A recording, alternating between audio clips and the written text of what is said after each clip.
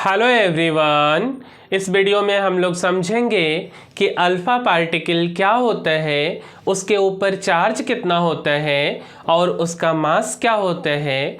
Alpha particle ना यार, जब हम क्वेश्चन बनाते रहते हैं तो वहाँ पे काफ़ी सारे क्वेश्चन के लाइंस में अल्फ़ा पार्टिकल लिखा होता है चार्ज ना लिख करके। तो आइए समझते हैं अल्फ़ा पार्टिकल के बारे में। तो मेरे भाई, जो अल्फ़ा पार्टिकल है उसको हम लोग कुछ ऐसे रिप्रेजेंट करते हैं, और अगर हम उसको फिगर के फॉर्म में या सिंबॉलिकली समझने का कोशिश करें तो कुछ इस तरीके से लिखते He प्लस प्लस, यहाँ पे 4 और यहाँ पे 2, या हम इसी को ना He प्लस प्लस बोलते, या हम इसी को हीलियम का न्यूक्लियस भी बोल देते हैं। ठीक है, तो ये कुछ रिप्रेजेंटेशन है। अब देखिए, अगर हम हीलियम एटम की बात कर रहे हो भैया, तो हीलियम एटम का रिप्रेजेंटेशन He42। अगर हम आपसे पूछें कि हीलियम एटम में इलेक्ट्रॉन की संख्या कितनी होती है, तो 2 होते हैं, और प्रोटॉन की संख्या आप बता दो कितना हो जाएगा। तो भाई 2 हो जाएगा प्रोटॉन का भी संख्या। ठीक है, इलेक्ट्रॉन बता दिए, प्रोटॉन बता दिए, तो न्यूट्रॉन कौन बताएगा? तो न्यूट्रॉन भाई 2 होता है हीलियम एटम के अंदर फिगर के फॉर्म में। तो न्यूक्लियस में 2 प्रोटॉन और 2 न्यूट्रॉन, और आउटर मोस्ट सेल में हो गया 2 इलेक्ट्रॉन, एक यहाँ पे और एक यहाँ पे।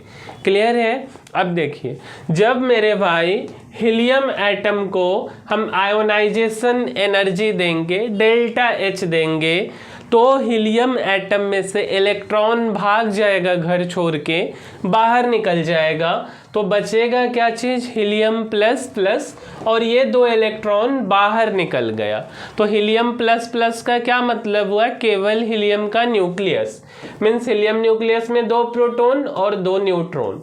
तो ये है हीलियम न्यूक्लियस, और इसी को हम लोग अल्फा पार्टिकल बोलते हैं।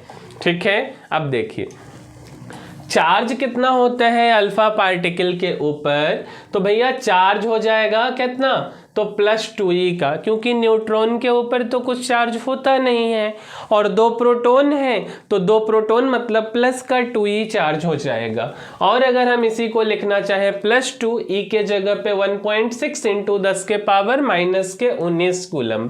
अगर हम CGS यूनिट में लिखना चाहें तो +2 और यहाँ पे 4.8 × 10⁻−10 ESU means electrostatic unit of charge.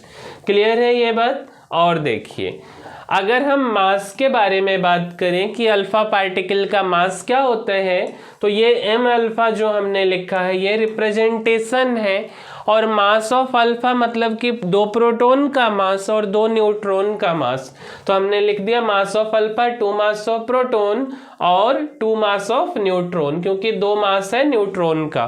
ठीक है, 2 न्यूट्रॉन है। तो अच्छा जी, तो मास ऑफ अल्फा हमने क्या लिखा? 4 मास ऑफ प्रोटॉन।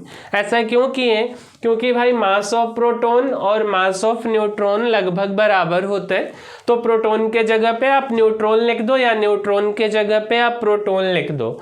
तो कोई बोलेगा कि भाई मास ऑफ अल्फा ठीक है, आप 4 मास ऑफ प्रोटॉन लिखे, तो क्या हम 4 मास ऑफ न्यूट्रॉन लिख सकते हैं? बिल्कुल लिख सकते, कोई दिक्कत नहीं है।